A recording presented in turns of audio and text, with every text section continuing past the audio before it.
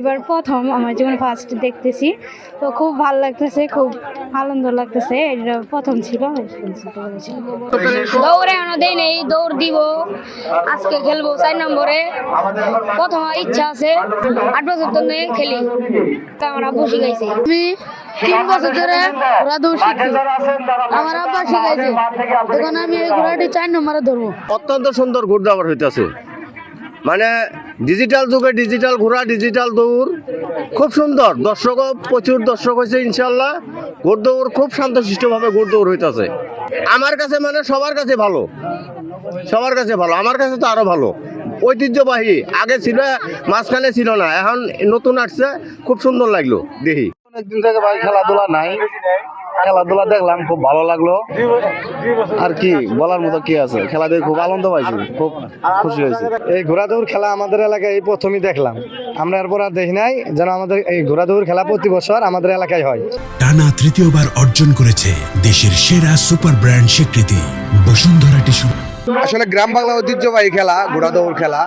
আসলে এই খেলা দেখতে আসি, নিজেরও ভালো লাগছে। যেমন এই খেলাগুলো আস্তে আস্তে বিলীন হয়ে যাচ্ছে, তো আমাদের জামালপুর জেলা হরিপুর এলাকায় এই খেলাটাকে আবার নতুন করে রূপান্তর হচ্ছে।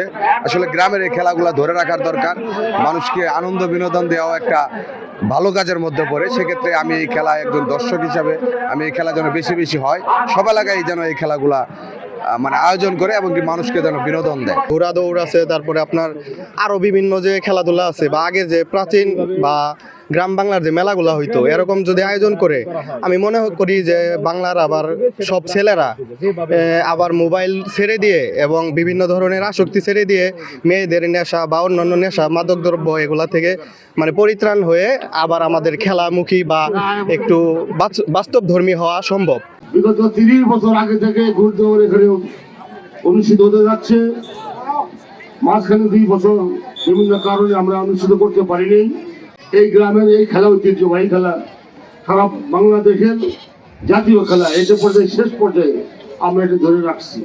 আমরা আশা করব সামনের দিনে আমাদের এলাকার যে পুরাতন মরহুম বসরাজি সাহেব এই খেলা উনি উদ্বোধন করে গেছেন। অর্থ অঞ্চলে ময়মনসিংহ বিভাগের নাম করা ঘুষখোর ছিলেন হামিদ ঘুষখোর সাহেব, উনি এটা চালু করে দিয়ে গেছেন। আমরা তার ধারাবাহিকতায় এটা রক্ষা করে আসছি। আমরা সামনেও এটা আমরা মৃত্যুবরণ করলেও আমার এই ইউনিয়নের এই গ্রামে যারা অতিথিবৃন্দ, নেতৃবৃন্দ, এলাকাবাসী আছেন, তাদেরকে আমি আহ্বান জানাবো এই খেলা প্রতি বছরই এই ধারাবাহিকতা আপনারা রক্ষা করবেন।